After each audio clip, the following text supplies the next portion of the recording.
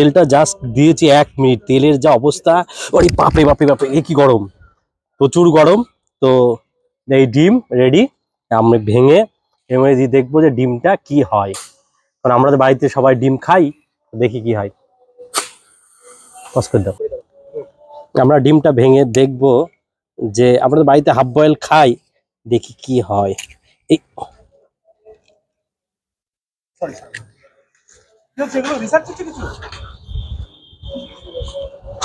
তেল গরম হয়নি,